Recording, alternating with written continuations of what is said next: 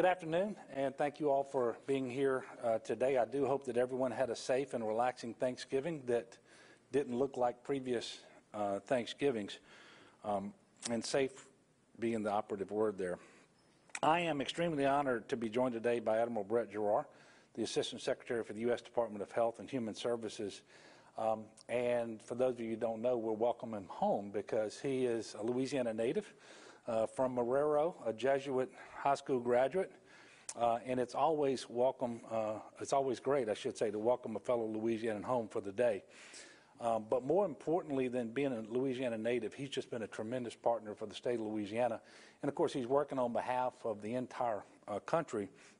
But as the testing czar for this pandemic in the effort by the United States, I will tell you, he's just been working nonstop.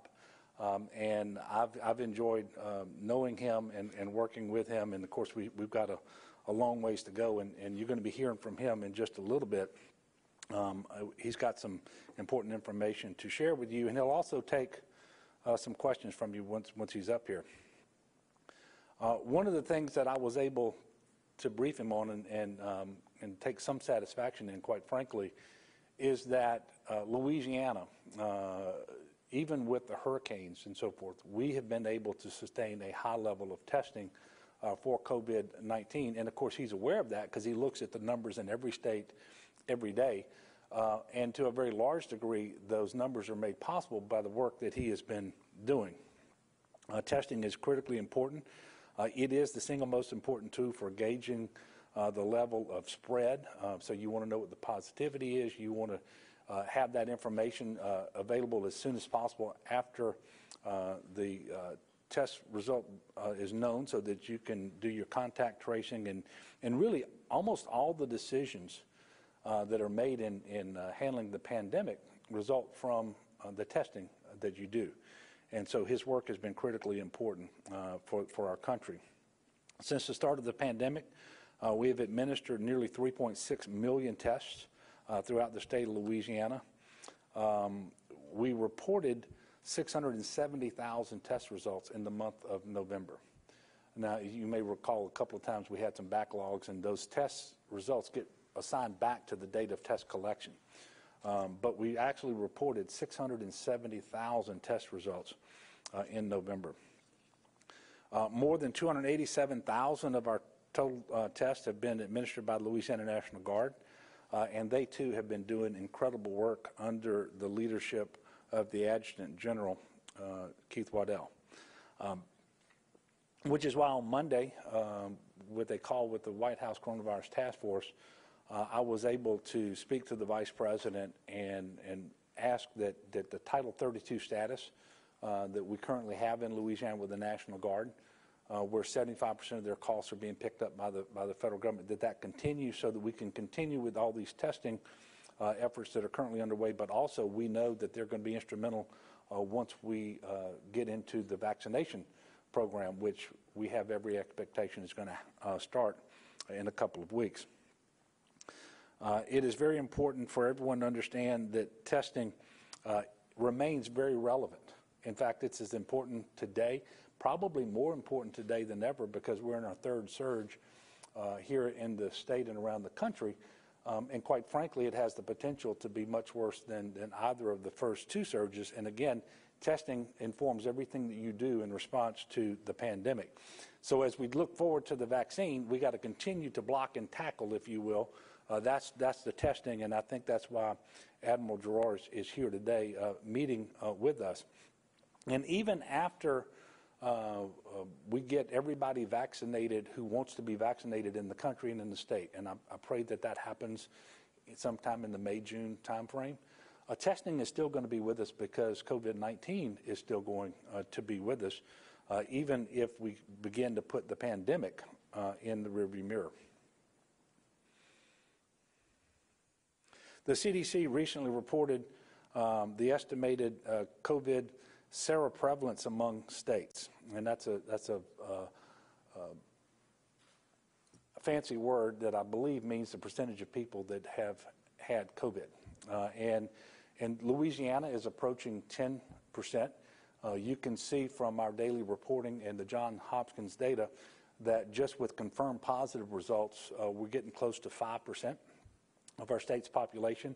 And the estimate has been that 50% of people with COVID are asymptomatic, and they typically don't get tested.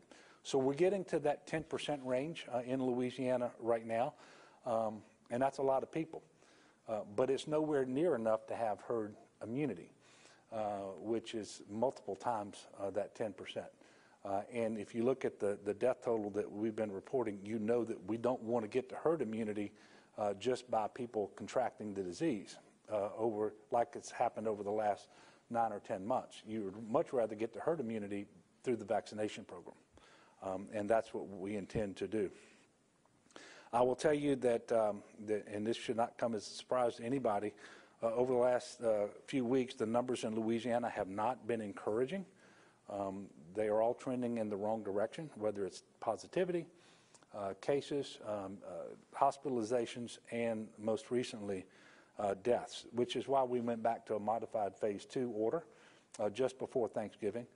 Quite frankly, we just have to create the ability in spaces where people can space out and do the physical distancing that is required, and we need people to mask. And if those two things are done by a much larger percentage of people in Louisiana, we're going to be successful. Remember, we have flattened the curve twice before. We're going to do it again. And we're not trying to be overly restrictive, but we do need people to physically distance and to mask. That is how transmission gets reduced, and we can be successful. Nationwide, hospitalizations of COVID patients has reached a record high of around 96,000 as of Monday evening. COVID deaths have now surpassed 270,000. In fact, November saw the most coronavirus fatalities in the U.S. since the month of May. Louisiana is increasingly looking like its neighbors. Today we reported 3,604 new COVID cases, bringing the total to 241,335. Very sadly, we reported an additional 46 COVID deaths today, bringing the total number of deaths to 6,501 in the state since the start of the pandemic. This is the highest daily number of deaths reported since September the 6th. 72% of these individuals did die in the past week.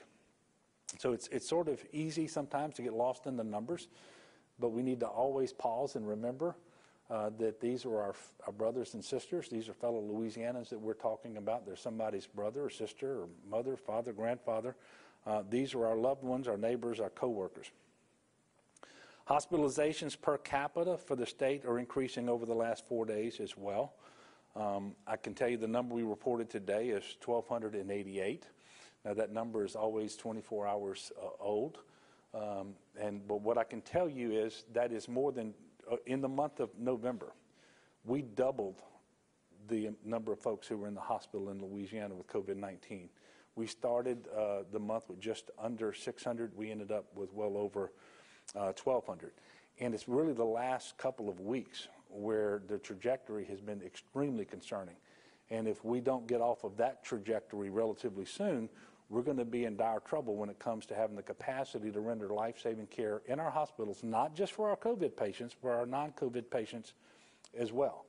And which is why, if you go back to just before Thanksgiving, I moved us back to a modified phase 2 to try to preserve that capacity in the hospitals, but also to keep our schools open. We're also seeing increased trend in the number of outbreaks reported recently. In the first 3 weeks of October, the average number of outbreaks reported weekly was about 10, with an average of 53 associated cases. As of November the 24th, it was 18 outbreaks reported over 3 days. And now I'm very concerned about Thanksgiving because despite all of the information coming from the White House Coronavirus Task Force and all of its members and out of the state of Louisiana, I have to believe that there were individuals who traveled when they shouldn't have and that there were too many folks outside of their immediate households getting together for extended periods of time without distancing and masking. I pray that I'm wrong, obviously, but what would be the worst case scenario is to have this current surge and then have superimposed on that another surge due to Thanksgiving. And typically it takes 10 days to 14 days after an event like Thanksgiving to see those numbers come in. So we're going to be a bit anxious as we move forward. Louisiana certainly has entered a new and dangerous third surge of COVID-19 infections, similar to the wave of COVID-19 cases that are being seen across the country. It obviously poses a severe threat to the healthcare system. We don't want, at the state level, to do what we did early on in the first surge, and that was discontinue non-emergency medical and surgical procedures. Now, we have had a major hospital in Louisiana, in St. Tammany Parish, that has decided, in order to preserve capacity there, that they were going to stop doing non-emergency surgical or medical procedures that would require hospitalization to keep those beds open. And certainly they have the flexibility to do that. We're hoping not to have to do that statewide, but we do know that hospitals are having to make these decisions on an individual basis, and I just want to make sure that people know that that's where the point where we are. So we do have to get the hospitalizations under control. The way you do that is to reduce the transmissions, especially the transmissions among the vulnerable population, because those are the individuals much more likely to need hospitalization if they actually contract the disease. And we should always remember that people don't stop having strokes and heart attacks and automobile accidents just because we're in a pandemic. And so we have to preserve capacity for all of those individuals as well. I know it's been a long and difficult year. Everybody would certainly love to be able to give hugs and kisses and handshakes and visit our most vulnerable without restrictions. It just isn't possible yet. But there really is light at the end of the tunnel. And my message to the people of Louisiana today is that we have to double down on the things that we know work so that we can get past this pandemic and return more to normal. And between now and then, especially over the next few months, it's going to be critically important that people embrace these mitigation measures, masking when you're around folks who are not part of your immediate household, physical distancing of at least 6 feet when around those individuals as well, staying home when you are sick, washing your hands frequently, and certainly making sure we're protecting the most vulnerable. That's just the reality of where we are as a state and as a country right now. And with that, I'm going to yield the floor now to Admiral Brett Gerard. I would ask that after his remarks that you ask him whatever questions you might have. And of course, if you've got a question for him after I come back up, I'm sure he would be willing to take that as well. But I'll come back on the backside of his presentation and conclude, and then I'll take your questions as well. Admiral Gerard.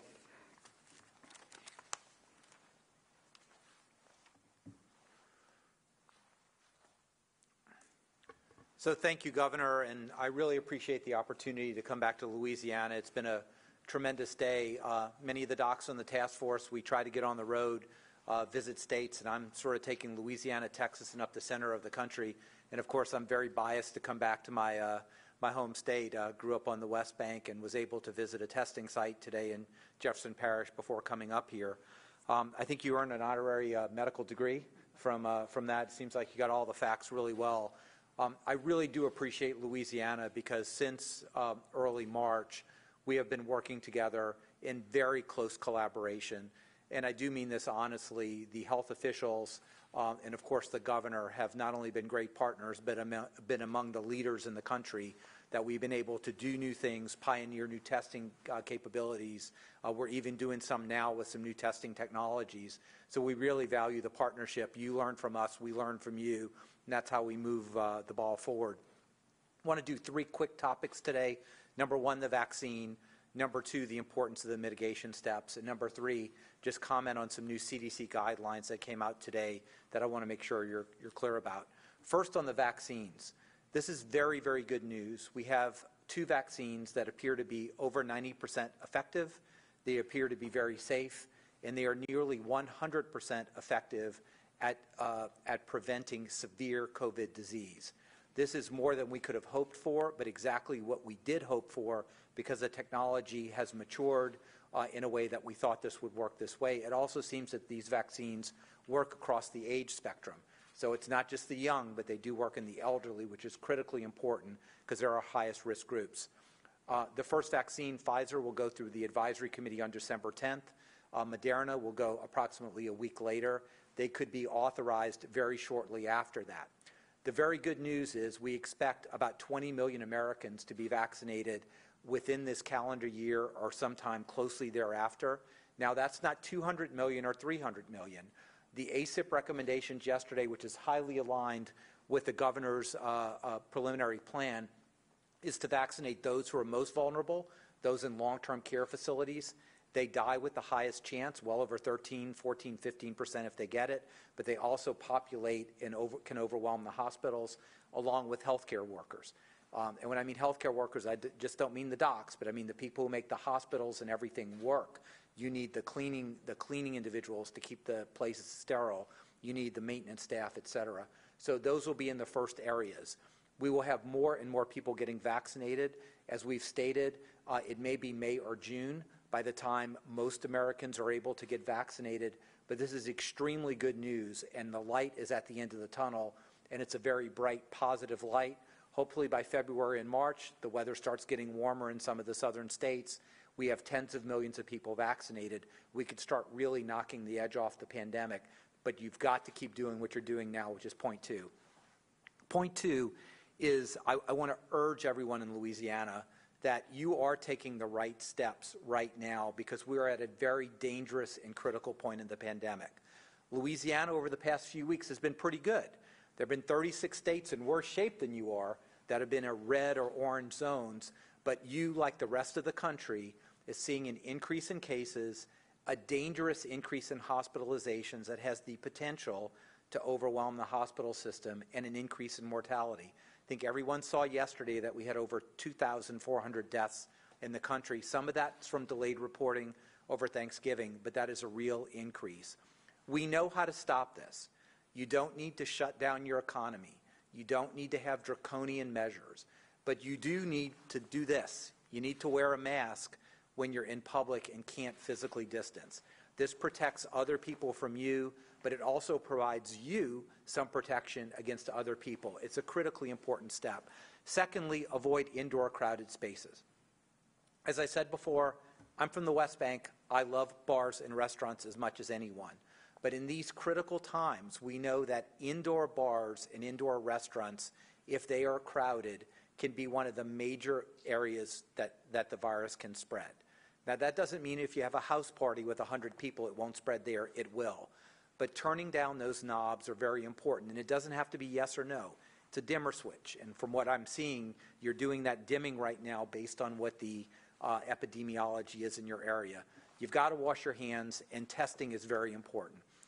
As the governor has said, these card-based Binax tests, we've sent about 575,000 to the governor, who's had a great distribution mechanism according to the needs around the state. We've also sent about another 400,000 to nursing homes, assisted livings, and historically black colleges and universities directly in the state. So we're really surging those tests to the state right now to help detect those early spreaders. And remember, 50, 60, 70, 80% of people can be asymptomatic, still have the virus, and still spread it. The third point I want to make is about the CDC guidelines that have been a while in the making. This is very good news, and we've all been looking at these for a long time to make sure it's okay. Right now, if you are in close contact with a person 15 minutes without a face mask within 6 feet, you are a close contact. If you're an essential worker, the recommendations are put a mask on, watch your symptoms, but you can go back to work. For everyone else, it's been a quarantine of 14 days. The data now show that a quarantine of 10 days is essentially the same as a 14-day. In fact, there's only about a 1% chance of someone coming after 10 days that might have been saved by a 14-day quarantine. Secondly, a 7-day quarantine, if you test negative at about 5 days, is the same thing as a 10-day quarantine without a test or a 14-day quarantine that we had before. Still, the CDC says if you have the luxury of quarantining for 14 days, that's fine, but I'm saying 10 days with a 1% risk is well worth taking, and most people are going to comply with a 10-day or 7-day much more than a 14-day. So this is really very good news. We would have liked to do it earlier, but you want to be sure about these things. You can't rush these. This is an important recommendation. So even though we're surging with the number of cases, we do feel it is absolutely safe for that 10-day quarantine or 7-day with the test. This helps people get back to school, back to work, back to doing the things that they need to do on a daily basis. So again, I thank you for being here, and I think if the governor is okay, I'm happy to take questions at this point. The lights are bright, so if I don't see you, I see you, sir. Admiral, how many doses of the vaccine will Louisiana specifically get in December? So I think that's being worked specifically with the governor now.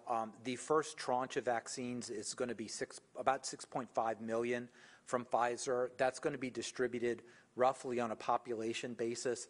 I don't know if that's been, I don't believe that's been publicly disclosed, but it's being working with the governor. Maybe you might want to expound on that. But again, 6.5 million divided by the population is not very much. It's a great start. It's going to be in the tens of thousands, I would imagine, but it's a great start, and we'll sequentially go after that. These are coming off batch to batch in the 3 to 5 million per week, assuming we have 2 vaccine manufacturers, and they'll just continually be rolled out like that. Yes, sir. So do nursing homes and hospitals have to apply for the vaccine, or will the government, how will this distribution process work? So the distribution process, we make recommendations at the federal level. The ACIP, which is the Advisory Committee on Immunization Practices, makes recommendations to the CDC director. The CDC director has accepted those recommendations. Those are transmitted to the governor. The governor has the decision about how vaccines will be distributed in the state. There's been micro-planning down to the nursing home, the hospital, how the distribution mechanisms go, but the governors ultimately have that responsibility. I do believe, and as has been said before, that Governor Edwards is entirely in line with the first tranche of vaccines being healthcare workers in long-term care facilities. And I think there's going to be almost unanimous approval or agreement with that. Once you get to the next level, I just want to prepare you all, there's going to be a lot of controversy because it depends on what you're trying to do. There are good arguments for essential workers and first responders, but if your hospitals are almost full or overwhelmed, there's going to be a larger argument for immunizing the people who would be in the hospitals. So the non-resident nursing home elderly, those people who have comorbid conditions like obesity, hypertension, diabetes. So it's going to depend much more on where the state is at that point in time. But I think with the first tranche of vaccines, you're going to see across the country near universal agreement with that. And I'm told by Governor Edwards that that is highly aligned with his plan and the state's plan. Yes, sir. Britain pretty much okayed the Pfizer vaccine and will begin the shots within days. Can you kind of explain a little bit more of the timeline of kind of when we could kind of get the ball rolling on this? I know you said that they have to meet that emergency meeting, I think, a week or so, but kind of walk it through and kind of the timeline for all this. Yes. So we've been very clear that we are expediting things as much as possible, but not more than possible. And I think it's very important for the American people, for people in Louisiana to know that tens of thousands of individuals have received these vaccines. There's been follow-up both for efficacy and as for safety. It's not just, the numbers, does it work, but how well the manufacturing is, right? Because we want to know that the person who gets the vaccine today, they're going to get that same exact vaccine because of precise manufacturing practices 6 months from now. And the FDA is doing this in a historically fast timeline. December 10th will be the advisory committee meeting. The people on the advisory committee have already gotten documentation because these are independent people to go through this. The FDA could authorize the vaccine within 24 hours after the advisory committee, or it could take a longer period of time. I can't tell you that because it really depends on the FDA and what the data say and what the advisory committee says. But I can assure you that when the vaccine is authorized, and Moderna will probably be a week later, that the American people can be confident in its safety and efficacy. And I tell you, when it's my turn in line, I will certainly be there. Dr. Fauci will be there before me because he's almost 80, and I'm not. But we have every confidence this is a highly safe and an effective vaccine from what we know, but all the data will be disclosed next week. Ma'am? Is the federal government providing any sort of assistance to states, particularly with the Pfizer vaccine, because of the cold conditions that are required? How are you ensuring that it's going to be stored correctly? And then how are you assuring that everybody will get that second shot? That seems to be a big concern. Yes. There's going to be a very long sort of expository meeting where we go through step by step by step at the White House next week, that we have leaders at every area of the supply chain, from vaccines, the distributors, the people who are providing the vaccine, and governors who are making the decisions of who gets them. But that entire cold chain is extremely well worked out. The federal government will assure that the distribution will occur through very specific channels, that the cold chain is done. Every pack has syringes, has needles in 2 sizes for children or adults. All that has been worked out in great detail, down to what we call the micro-planning level, that with every single state there's micro-planning, depending on the governor's choice, but how that goes to nursing homes, hospitals, et cetera. Again, the first tranche is going to be relatively much easier because healthcare workers will be in healthcare institutions. They're sort of a captive audience, and people in long-term care facilities will be in long-term care facilities. And there's been a number of contracts let, like with retailers like Walgreens and CVS, to actually assist the governors, if they choose to actually go into all the nursing homes and provide those vaccines. So this has been worked out extremely well. I want you to have high confidence in that. Every aspect across the chain has been there. As we move further into the future, it gets a little more complex. We're planning for that, but people won't be institutionalized. They'll be elderly in the community or people with comorbid conditions. But that will be at the next phase. You asked a second question. I'm sorry, I forgot about it. Is there going to be some sort of tracking system, or what is the federal government going to be recommending to states about the 2-shot? Yeah, so there are tracking systems. So everybody, although there is significant protection with the first shot, it's vital that everybody gets the second shot, so you get the long-term protection and the best protection. And of course, you need to get the same vaccine. You can't get Pfizer one time and Moderna the second time. There are very sophisticated tracking mechanisms, as well as important incentives, financial incentives for those who are providing the vaccines to make sure they get the second vaccine into the same person. They'll be much more rewarded for the second vaccine than the first.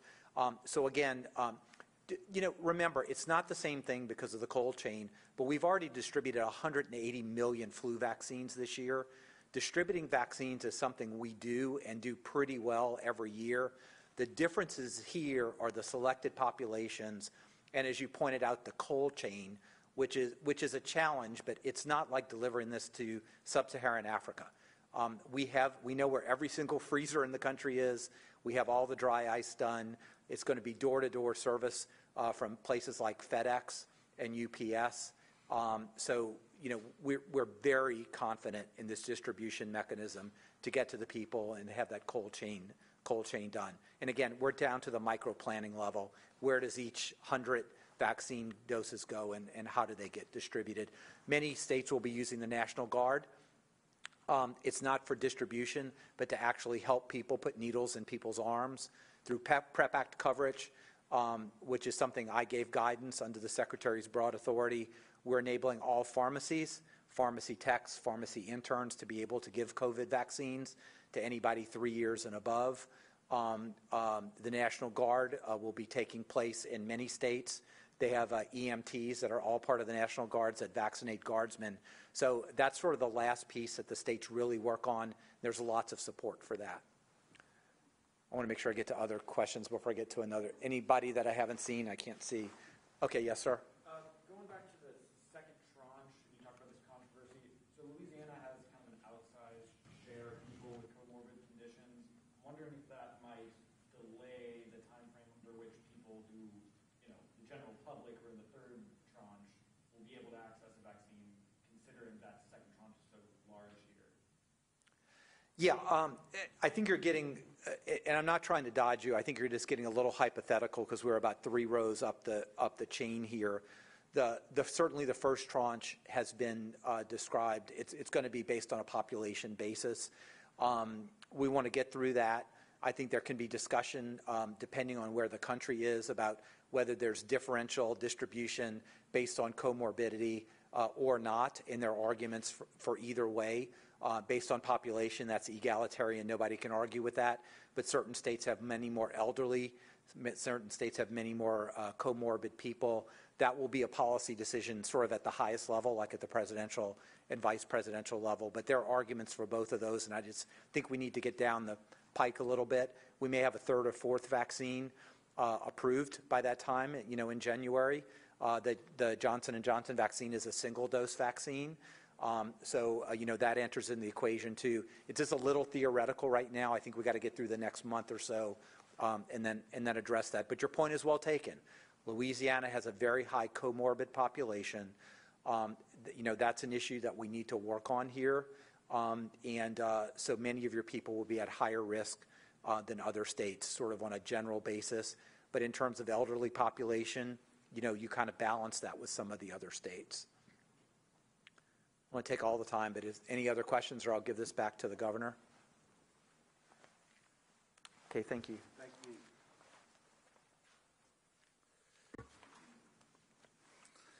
I'll tell you, we do a lot of telephone calls. We do a lot of video telephone conferences. It is great to have someone who is a principal member of the White House Coronavirus Task Force physically present so that we can personally engage and ask questions and make sure that we are as advanced as we can be and being prepared for all of these things, whether it's testing or vaccines or anything else related to this pandemic. And so it's good to have Admiral Gerard here today. I want to talk a little bit about the vaccine, not much to add. I just will tell you that governors have been getting weekly updates from the beginning about Operation Warp Speed. I have 100% confidence in the safety and efficacy of the vaccines as they're granted the emergency use authorizations by the FDA. And we will be as faithful as we can be to the recommendations that come from the Advisory Committee on Immunization Practices. ACIP met yesterday. They only looked at the first order of priority for the first vaccines that come out, being the hospital workers that he mentioned, and also residents and staff of nursing homes. Fully consistent with everything we had planned up to then. And so we are on track. I will tell you, Louisiana was one of the first states in the country to achieve a green status because of our preparedness for the COVID vaccine. Not to tell you we have it all figured out and that there won't be hiccups, but we've been working extremely hard every single day, the folks at the Department of Health and especially the Office of Public Health. With respect to the allocations, it's not possible to precisely answer how many doses we get out of the first shipment. I will tell you now what we know, and we're not trying to hide the ball from anybody, and I think within 2 weeks we're going to have a lot more information. But suffice it to say that for the month of December and probably the early part of January, we will be getting through the vaccinations of that first priority group. The hospital workers and the nursing home residents and staff. And so we do have some time to prepare for that next order of priority and how that's going to be done. Initially, we know that there's a pro rata allocation of the available doses coming to Louisiana that'll be 1.46% of what is available. Now, that is our pro rata share among 64 jurisdictions. That's the 50 states plus some territories and so forth, but also there are some metropolitan areas that their own jurisdictions. And that is the pro rata share based on population above 18. So that's the way that's going to work. Right now, based on the overall number of Pfizer doses we think are going to be available in the first week, that's going to be in the neighborhood of 40,000 doses. We think the second week Pfizer will be around another 40,000 or so. And then you're going to start having the Moderna come in right behind that. And so we don't have a lot more. And it's not that the federal government is hiding the ball from us either, but we know how many doses to expect, but they have some federal priorities, whether it's the Department of Defense and other things. So we know the multiple is 1.46%, but we don't know exactly what it's going to be multiplied against, but that's what we will get. It will be Pfizer at first. That's the ultra-cold storage requirement vaccine. And we intend to administer those vaccines through our hospitals because they have the cold storage capacity. And then when the Moderna comes online, that's what you will see going to the nursing homes. So we're fairly confident in our plan, at least up through there. We will have much more information for you in a couple of weeks about what's going to happen after that. I did want to just mention, you all did not receive the weekly report that came from the White House Coronavirus Task Force. It came last night. You're going to get it in just a few minutes. I do hope you'll take a look at it. You will see that the White House Coronavirus Task Force kind of steps it up one level in terms of the language that they use and how dire the situation is becoming, both around the country and certainly it continues to get worse here in Louisiana as well. But you'll have that in just a minute. We'll be sending that out to you. Before I take questions, yesterday was Giving Tuesday, and there are a lot of people in need right now, and I know that was yesterday, but the needs haven't gone away. So I'm going to continue to encourage the people of Louisiana to be generous and find ways to help. There are a couple of ways that I'm going to recommend to you. First of all, the need for blood donations is acute right now, and so I would ask that everybody who is eligible and can do it, give blood, especially those people who have recovered from COVID-19, and that recovery was at least, how many months ago for convalescent plasma? It's either 3 months, I think it's 3 months, but Dr. Kenner, you know, 3 months. If you've been recovered from COVID-19 for 3 months and you give blood, there's a very good chance that blood could be used for convalescent plasma transfusions. Incredibly important as we continue to fight this pandemic. And those transfusions are being administered regularly now, and so the demand has actually gotten up to the supply. And so if we don't get the supply up, we will have people who will needlessly stay in the hospital longer or potentially have a much worse outcome, including death. And so I do encourage people to give blood, but that's for everybody, but especially those who have recovered from COVID by at least 3 months. I would also remind everybody that food banks, in addition to blood banks, food banks are in desperate need of your support, with more people than ever facing food insecurity, and it's happening during the holiday season. So if you are able, please donate financially to an organization like Feeding Louisiana. All right, so with that, I'll take a few questions. Yes, sir. Governor, Admiral Gerard and some others have raised the idea that we might not have enough staff nationwide to put vaccines in arms. You mentioned the National Guard. Can you talk about it more? Do you think we're going to have enough staff in Louisiana to meet the demand here? Yes, we're going to make sure of it. And by the way, eventually people are going to get this vaccine if they're not in the highest priority groups, much like you get the flu vaccine. So you're going to go to the public health unit. You're going to go to your local pharmacist, whether it's an independent pharmacist or a chain pharmacy. You'll get it from your primary care physician or from a hospital. And so we're going to get to that point. The critical part is how do we administer those vaccines early on, especially once we get out of that first order priority.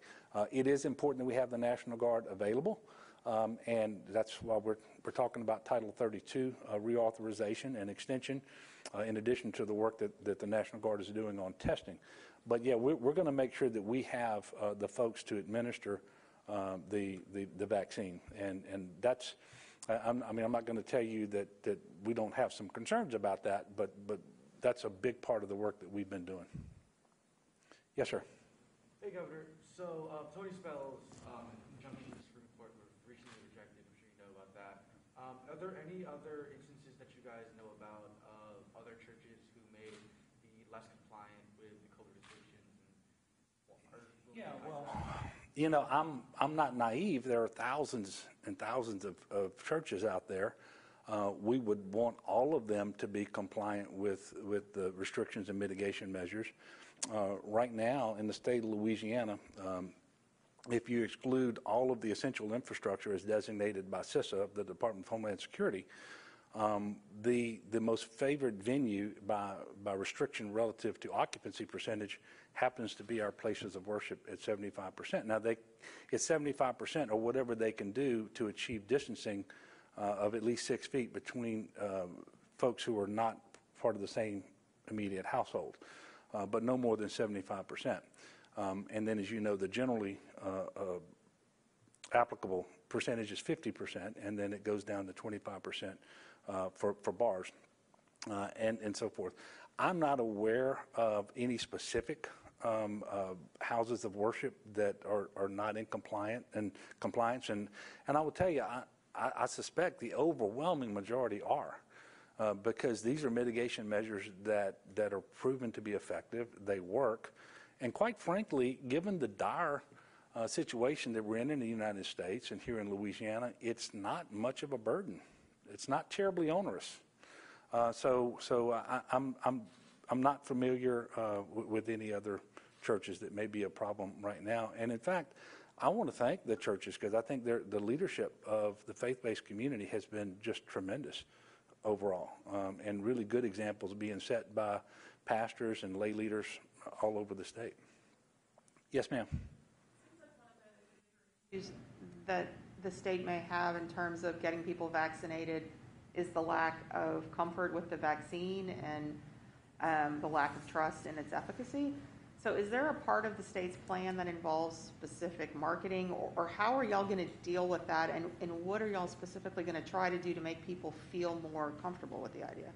Well, that is a great question, because the vaccine doesn't save anybody. Vaccinations, which means you have to have people who show up and receive the vaccine. And so your question, I think, is spot on. But this is not just an issue for Louisiana, it's an issue for the whole country. That was a big part of the conversation we had Monday with the White House Coronavirus Task Force, General Perna and the Vice President, Secretary Azar, and others talking about the vaccine and how we make sure that we communicate. I mean, I have every confidence that it's safe and effective. But that confidence that I have doesn't immediately translate to somebody else, and we understand that. And so there will be public relations campaigns. There's going to be a lot of transparency. You know, some of this has to do, quite frankly, with how quickly it was developed. Thank God it was quickly developed. I mean, people are dying, well over 6,000 here in Louisiana thus far. But not a single step that is required to ensure the safety of this vaccine has been skipped. And what they did, and quite frankly, the task force, the president, the vice president, everybody deserves tremendous credit for this, is they took a lot of steps that would typically happen sequentially, one after the other, and they did as many of those as they possibly could at the same time. But they didn't skip steps. And the trials, I mean, 30,000 individuals in the trials, that they got more information faster than they would normally get them. And then the taxpayers of the United States underwrote the expense of the mass production of these vaccines while they were still being produced, which is something that the private sector wouldn't do on its own. So that if it gets that emergency use authorization from the FDA, and we think Pfizer will, and soon after that Moderna, then they don't have to start producing the vaccine. They will already have vaccine that's been produced and is ready to be distributed. So the process has really been remarkable, and I don't think safety has ever been put on the back burner. You know better than I. So the safety and the efficacy are going to be there. And by the way, efficacy. It is very unusual to have a vaccine that is 94, 95% effective. And the most recent data from Moderna shows that it's 100% effective at preventing serious cases of COVID. So how do you then get people to have confidence in that? You make sure that they hear over and over what I just said, They need to know that it's been tested in people who look like them, and it has been found to be effective and safe. And then you have to have people who look like them spreading that message as well. And so there's a lot that's going to go into this, but quite frankly, you all in this room play a big part in this. What you put in your editorial pages, how you cover this topic is going to make a big difference in how people see this issue and their receptivity to the vaccine.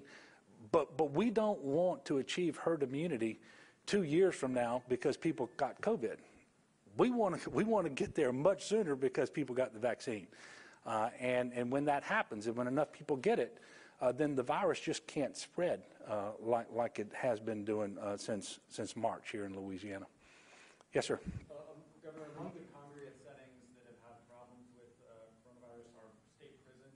Where do they fit in? When are prisoners going to get the vaccine in Louisiana? Yeah, well, we haven't gotten to that step yet, and I will tell you, just like other congregant settings and non-congregant settings, we certainly have had our cases in our prisons.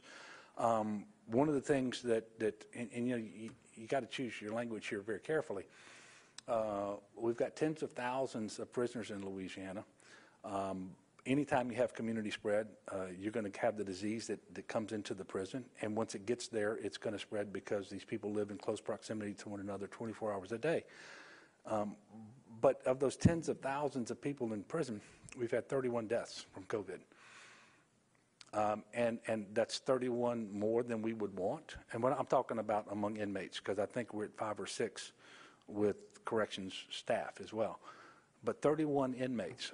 And so we're working extremely hard. And testing is a big part of what they do as well. The vaccine, we're working through that. I cannot give you the sequence, the priority of every particular group in Louisiana all the way through the end of when we wrap up vaccinations. I just can't give it to you today. But I can tell you we're working on that. And to the maximum degree possible, what we do in Louisiana will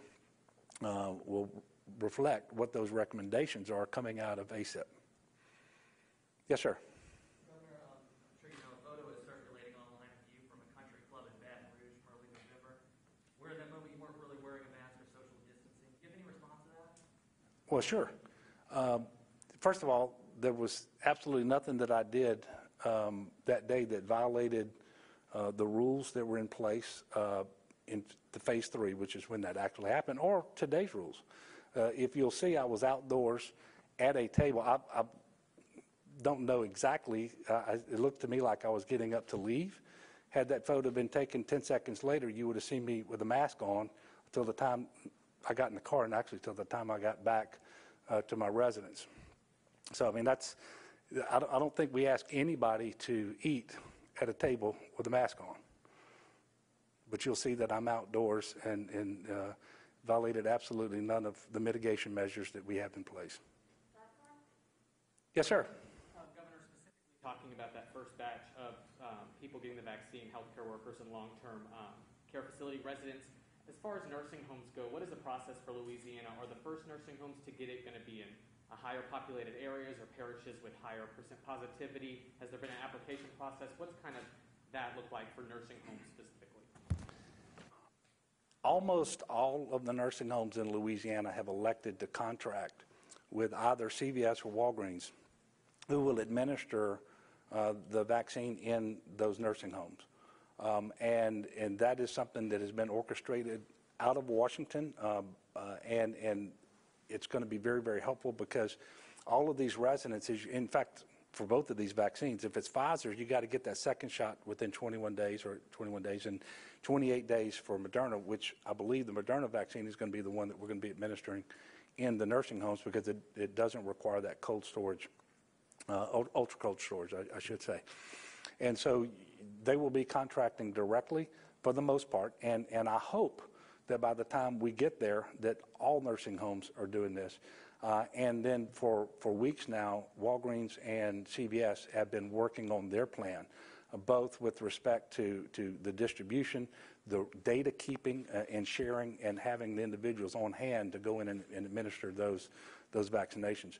But we're talking every day with hospitals, we're talking with nursing homes to make sure that we are ready to do this. And I quite frankly feel very, very confident about our state's ability to work with our federal partners to start vaccinations as soon as we receive the vaccines in accordance with that first order of priority, priority 1A. We're now going to set our sights on what comes next and how we do those things. And again, that won't happen until sometime in January, and it's my expectation that in a couple of weeks we're going to have a lot more information for you. And we submit our plan for vaccinations. We've done preliminary work. We submit our plan on Friday, correct, Dr. Cantor? So I wouldn't want to tell you something today that actually where we change our mind in the plan that we submit on Friday anyway. But we're going to come back in a couple of weeks, and we're going to have plenty of information for you around the vaccine. Look, thank you for continuing to cover all of these important matters. It really is important to the safety, to the health of the people of Louisiana. And I want to thank the people of Louisiana. I know it's tough. I know people are tired of this pandemic. There really is light at the end of the tunnel. And while the vaccine is good news, we can't focus so much on that we lose focus on the things that we have to do in order to stay safe, reduce transmissions, reduce hospitalizations and deaths. And so I'm going to ask people to continue to make sure that when you are out and about and that you're wearing your mask, when you can't physically distance, that you do physically distance at least 6 feet from people who are not part of your immediate household. You stay home when you're sick, wash your hands frequently, protect the vulnerable. And for those of you who haven't done it yet, it's not too late to get your flu shot. We don't want to have folks come into the hospital with the flu because that also erodes the capacity that we have to deal with COVID and non-COVID patients as well. So thank you all very much. We will see you again next week, and I think it's a week from a week from Thursday. If we need to call a press conference between now and then, we will certainly let you know. Thank you, and the last word is to be another word of thanks and appreciation for Admiral Gerard, and welcome home to Louisiana. Come home anytime, especially when you bring tests. God bless. Thank you all.